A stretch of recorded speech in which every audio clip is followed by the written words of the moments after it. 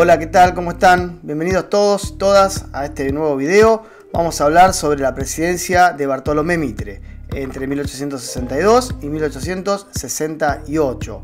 No nos vamos a detener a hablar de cuestiones biográficas, es decir, sobre la vida de Mitre.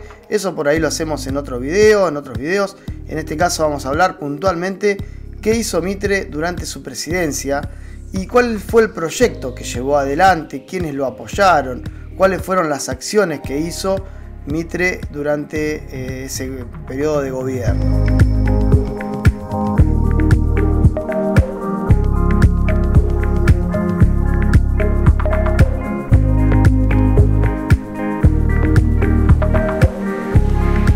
Bueno, en este video lo que vamos a hacer es, yo tengo un texto que escribí sobre Mitre, lo voy a ir leyendo y lo vamos a ir analizando.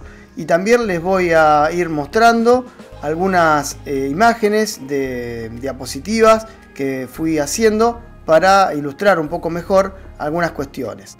Como decíamos, Mitre gobernó entre 1862 y 1868. Lo hizo luego de haber triunfado en la batalla de Pavón, hecho que hizo caer al gobierno de la Confederación. Eso, si ustedes no lo vieron, lo contamos en un video que les dejamos por acá arriba para que vayan a verlo, cómo fue que se llegó a la batalla de Pavón. Con la llegada de Mitre a la presidencia se consolidó en el poder la oligarquía.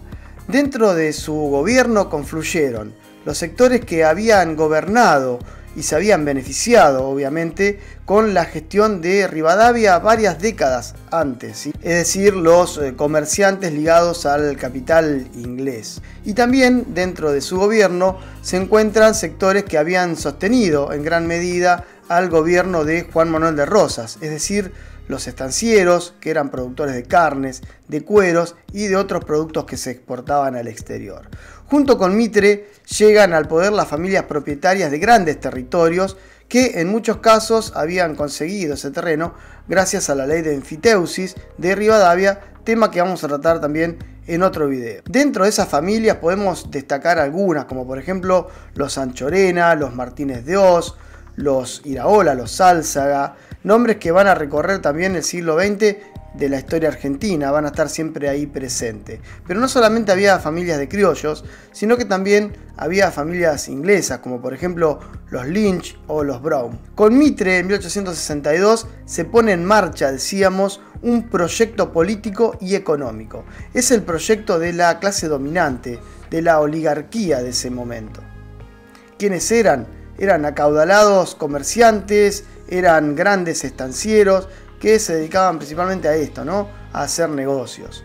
El objetivo del proyecto era integrar al país en el contexto mundial y en el comercio internacional, pero como productor de materias primas para la industria mundial. Comienza o se consolida una etapa marcada por el libre comercio y por las grandes inversiones inglesas en el territorio argentino. En un par de años, desde que Mitre asumió la presidencia, los ingleses invierten en ferrocarriles, en bancos, en compañías de seguros, en servicios públicos como agua, cloacas, bueno, gas no había todavía en ese momento, pero estos servicios públicos sí son inversiones que realizan los ingleses en el territorio argentino. En términos económicos, el proyecto que se pone en marcha con Bartolomé Mitre responde a lo que es la división internacional del trabajo y la teoría de los costos comparativos, que era sostenida por el economista David Ricardo. De acuerdo a este pensamiento, a esta doctrina, la Argentina tenía que dedicarse únicamente y exclusivamente a producir aquello para lo que había sido beneficiada por la naturaleza. Por tener grandes extensiones de campo, obviamente que esto eran lanas, cueros, carnes, cereales y otras cuestiones más de la producción agropecuaria. Esto todo se vendía a muy bajo costo a países que necesitaban esos productos para sus fábricas, sus industrias. En este caso, obviamente, que era Inglaterra. Y desde Inglaterra se tenía que exportar los productos manufacturados que se necesitaban para la vida en estos lugares del mundo, ¿no? Que obviamente tenían un costo mucho mayor que los productos que se vendían desde acá. Por ejemplo, le mandábamos un barco lleno de lana y desde allá nos mandaban algunos pullovers, algunas bufandas o ponchos, ¿no? De esta manera perdíamos en ese intercambio comercial porque el producto manufacturado es más caro que lo que se manda. Sí, siempre somos unos piolabarros los argentinos, ¿viste? Pero bueno, de eso no nos podemos despegar. De esta manera lo que pasa es que se empieza a organizar una economía que es dependiente del capital internacional, en este caso principalmente del Imperio Británico. Este sistema solamente beneficia a algunos, en este caso beneficia a los más ricos y a los sectores productores del país solamente.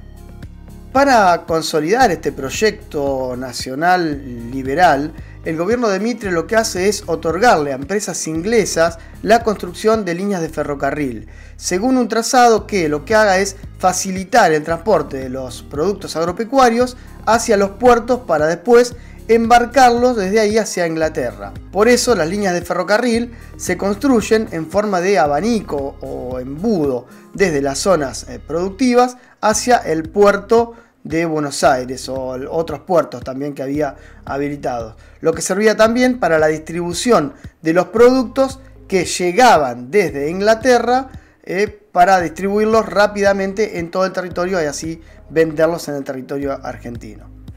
En este sentido podemos decir que la construcción de los ferrocarriles se convierte en un instrumento muy importante del Imperio inglés para tener influencia política y económica en nuestro territorio. Además, un dato importante es que Mitre le otorga a todas las empresas que construyen los ferrocarriles casi 4 kilómetros para cada lado de las vías, es decir, a los costados de las vías, las empresas se quedan con 4 kilómetros de tierras productivas, que también las van a hacer producir y van a ganar dinero con eso.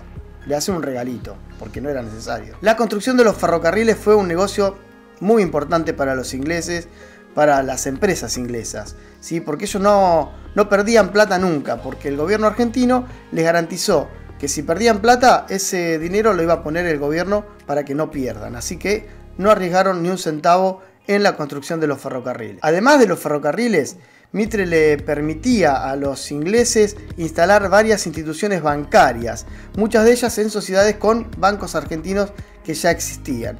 Así el sistema financiero argentino también queda ligado al Imperio Británico. Junto con la autorización para el establecimiento de bancos ingleses en sociedades con los bancos argentinos, es decir, tener influencia en el sistema financiero, lo que hace Mitre es pedir préstamos de dinero a Inglaterra a bancos ingleses por casi 5 millones de pesos de ese momento. Otra de las cuestiones es que durante el gobierno de Mitre se ordena y se sistematiza, podemos decir, el sistema monetario. Porque hasta ese momento lo que pasaba era que cada provincia, cada territorio tenía su propia moneda y era bastante caótico. Mitre homogeneiza todo esto, lo deja todo en una misma moneda nacional. Como no había políticas proteccionistas, ya que Mitre obviamente era partidario del libre comercio, del libre mercado, las provincias se vieron bastante afectadas en sus economías debido al ingreso de productos importados a muy bajos costos y también a los bajos costos que se pagaban por las exportaciones de la materia prima. El gobierno central, ¿qué hizo? Intentó subsanar esta situación otorgando subsidios a las provincias, lo que da comienzo a una dependencia de las provincias hacia Buenos Aires. Esto se va a mantener muchísimo tiempo y es una cosa que Argentina, a pesar de que es un país federal, es un país que es federal pero dependiente del gobierno central, siempre. Además, Mitre creó o organizó, podemos decir, el sistema fiscal y el sistema jurídico de la nación.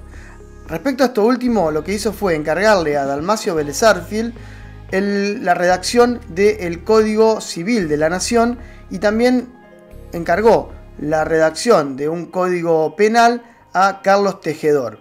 Y también lo que hizo fue que todo el país adopte el código comercial que tenía Buenos Aires. Así todo el sistema jurídico y fiscal quedó organizado desde el gobierno central. También en este periodo lo que se hizo fue establecer la Corte Suprema de la Nación, que se pensó como una institución independiente del poder político. En materia educativa, lo que hizo fue dar impulso a la formación de la escuela secundaria a través de la creación de colegios nacionales en todo el territorio del país. El plan de estudio se llevaba a cabo en 5 años y estaba pensado como una intermediación, un paso previo para llegar a la universidad de ciertos sectores sociales. Ojo, no de todos todavía. Un dato importante a tener en cuenta es que durante la presidencia de Mitre es la creación del Ejército Nacional, al que se le dedica mucho presupuesto, casi un 50% de todo el presupuesto del país. Tengamos en cuenta que durante el gobierno de Mitre se desarrolló la Guerra del Paraguay o Guerra de la Triple Alianza, en la que Argentina, junto con Uruguay y el Imperio de Brasil, enfrentaron al Paraguay. Así que esto es un tema que lo vamos a tratar por la importancia que tiene en un video aparte, el tema de la Guerra del Paraguay, así que lo decimos acá como dato. Pero bueno, el ejército entonces era importante en ese momento.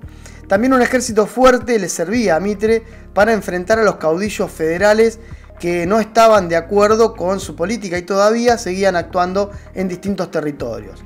El más importante de estos caudillos era el general Vicente Ángel Peñalosa, más conocido como el Chacho Peñalosa. Mitre envió varias partidas militares para eliminar a los federales de todos los territorios que, bueno, como decíamos, seguían resistiendo en varias provincias. El 12 de noviembre del año 1863 fue asesinado el Chacho Peñalosa y en un par de años más murieron o fueron eliminados por los ejércitos mitristas todos los demás caudillos de las otras provincias, dejando terreno libre así para que se llevara adelante y se implementara de manera definitiva el proyecto liberal de la oligarquía argentina. Acá les voy a dejar un cuadro con las principales acciones del gobierno de Mitre para que lo puedan ir repasando también. Pueden frenar el video, mirar el cuadro y después seguir. Para resumir, podemos decir que durante la presidencia de Mitre se organizó de una manera eficaz, siempre eficaz viéndolo desde el punto de vista de la oligarquía de ese momento, un proyecto político, económico y social que estaba basado en el liberalismo económico y la división internacional del trabajo. Estas ideas le dieron sustento después al modelo agroexportador que luego se consolidaron con los presidentes que sucedieron a Mitre, como por ejemplo Sarmiento, Avellaneda y obviamente Julio Argentino Roca. Este modelo, con algunas breves interrupciones, se mantuvo como único medio de producción de riqueza en Argentina hasta la década de 1940 y en la actualidad, que ya estamos entrando en la segunda década del siglo XXI, la economía argentina no puede desarrollarse sin la fuerte influencia del sector agroexportador en la economía. Esto es una cosa que de ahí viene entonces esta presencia importante del modelo agroexportador en Argentina desde este momento que se consolidó como el modelo productivo principal de obtención de riquezas en el país. Después de la presidencia, Mitre fue senador nacional y siguió por varios años más haciendo su carrera política. Además de presidente, él ya anteriormente había sido periodista, historiador y en el año 1870 fundó el periódico La Nación, que actualmente sigue saliendo todos los días en los kioscos. Encuentran ahí el diario La Nación. Ese lo fundó Mitre en 1870. Mitre también fue el primer historiador de nuestro país. Él entendió la importancia de escribir la historia para justificar con la historia, con esta herramienta fundamental que es la historia, el modelo liberal de ese momento que él impulsaba. La historia siempre es utilizada para justificar distintas cuestiones políticas, ¿no? En ese momento él utilizó a la historia, porque obviamente era un gran estudioso de la historia, su modelo político y económico. La obra que él escribió fue utilizada para la enseñanza en los colegios durante muchísimos años, hasta no hace mucho tiempo, y todavía al día de hoy sigue teniendo una influencia muy fuerte en la historiografía argentina. Bueno, hasta acá el video de hoy. Espero que les sirva para estudiar y siempre recuerden que estos materiales son solamente apoyo para las clases que damos. Los videos son solamente una herramienta más para fortalecer algunos conceptos. Siempre la lectura de un buen libro de historia es lo que produce el verdadero conocimiento. Así que les mando un gran saludo, suscríbanse a este canal para recibir más notificaciones cuando subamos más videos y si les gustó también denle un me gusta y compártanlo con alguien. De mi parte, muchísimas gracias, nos vemos en el próximo video, chao.